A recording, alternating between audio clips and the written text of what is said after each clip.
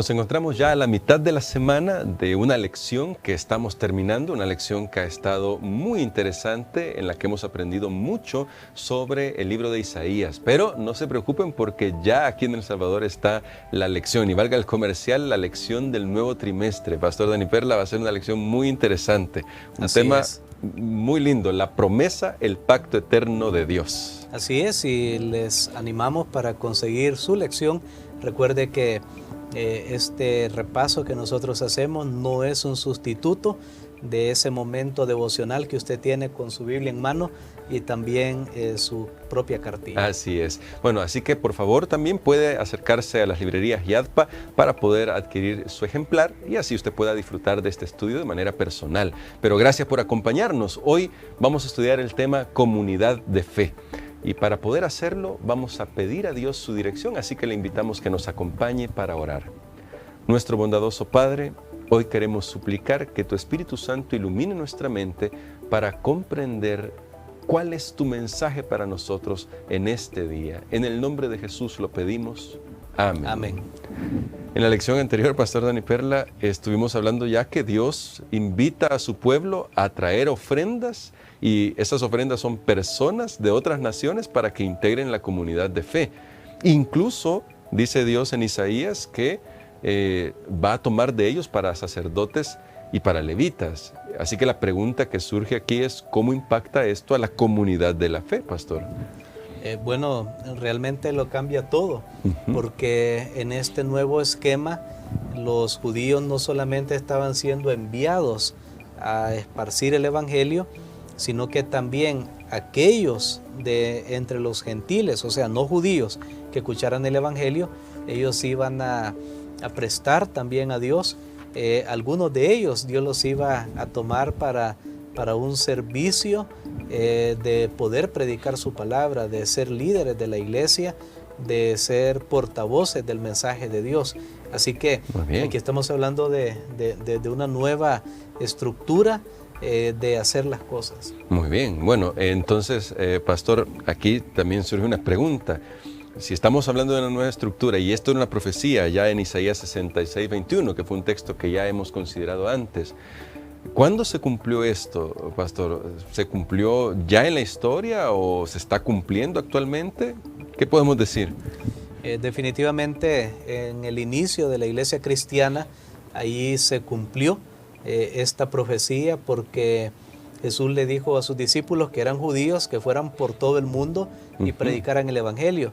Y entre más personas aceptaban, entonces había una mezcla. Al principio la mayoría eran judíos, pero luego de entre los no judíos, que son llamados gentiles en la Biblia, ellos comenzaron a aceptar el evangelio y también llegaron a tener liderazgo espiritual dentro de la iglesia.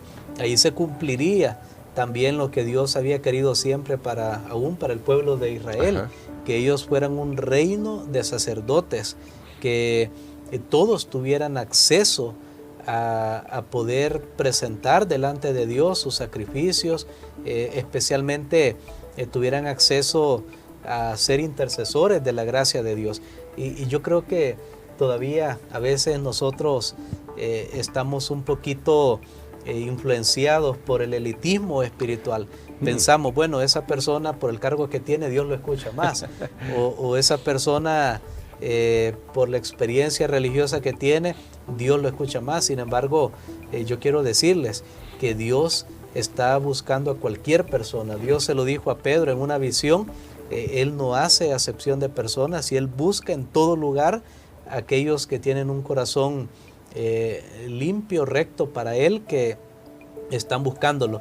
Así que todos en esta nueva comunidad de fe, en la iglesia cristiana, todos tienen acceso a Dios, y ya el acceso no se basa por un criterio de casta, o sea, de qué nacionalidad es. Claro. Ya no se basa si esa persona tiene familia, que han tenido trayectoria en la iglesia cristiana, no, sino que se basa en su relación con Cristo. Y eso es lo que dice el apóstol Pablo, y me gustaría, hermano Gerson, que pudiéramos ver lo que dice el apóstol Pablo en el libro de Gálatas. Muy bien. Donde encontramos esto también. Y quizás antes de ir a Gálatas, porque imagino que Gálatas nos va a ayudar a responder una pregunta que está ahí en el tintero, porque usted usó una palabra antes. A veces todavía tenemos esos conceptos de elitismo. ¿No será, pastor, que podemos de alguna manera sentirnos orgullosos porque decimos, bueno, ahora nosotros somos ya de la comunidad de la fe, pues hemos alcanzado algo nosotros que antes no podíamos alcanzar, pero ahora sí ya lo tenemos, entonces nos lo guardamos para nosotros? Yo creo que sí, Gálatas nos va a ayudar a responder esa pregunta que está ahí en el tintero. Así es, y mientras buscamos el texto hay que tener mucho cuidado. Creo que en algún lugar de la lección yo leí eso que decía, si tú te sientes superior por tu raza, te sientes superior por tu cultura y piensas que los demás son menos, decía la lección, arrepiéntete. Bien directo el llamado. Porque el mensaje que nos da la palabra de Dios es muy claro en Gálatas, el capítulo número 3 y los versículos 28 y 29. Nosotros encontramos la perspectiva de Dios. Bueno, aquí dice así, ya no hay judío ni griego, no hay esclavo ni libre, no hay hombre ni mujer, porque todos vosotros sois uno en Cristo Jesús. Y si vosotros sois de Cristo, ciertamente descendientes de Abraham sois, y herederos según la promesa. Bueno, es un pasaje extraordinario y sabe, yo quiero destacar ahí, comenzando del final, dice, si sois de Cristo, sois descendientes de Abraham. Sí. O sea, no es necesario ser judío de sangre, muy bien, sino que simplemente es mi conexión con Cristo. Y dice, y herederos, porque voy a poner un ejemplo, digamos que hay un multimillonario. Claro. Y yo no voy a esperar que me va a dejar una herencia, no, porque sé que no tengo parentesco con esa persona y probablemente ni amistad.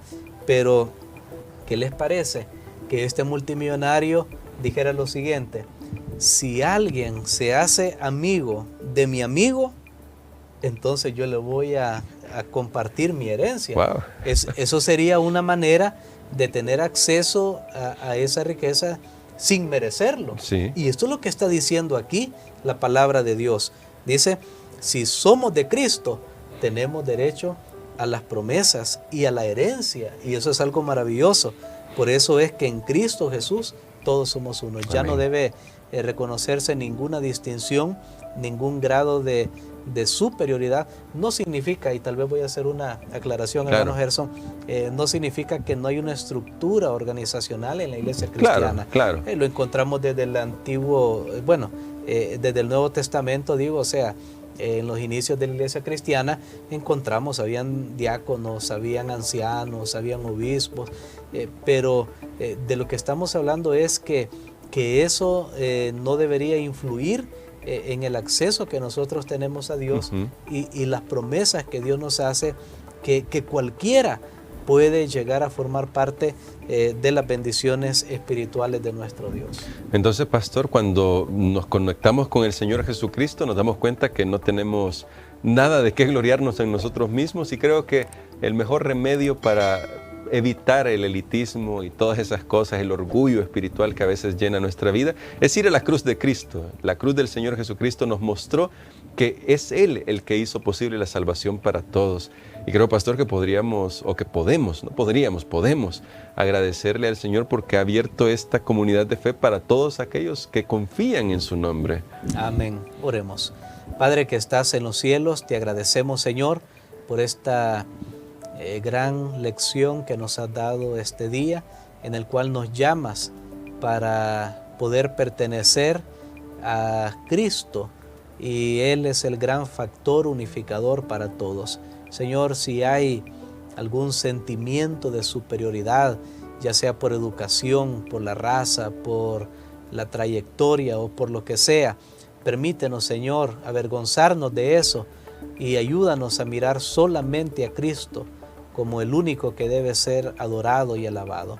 Señor, permite también que si hay alguien que en este momento siente que no merece tu salvación, que no tiene acceso a tu gracia por el estilo de vida que ha estado llevando, permítele experimentar arrepentimiento y encontrar perdón en Cristo. Todo esto lo pedimos en el nombre de Jesús. Amén.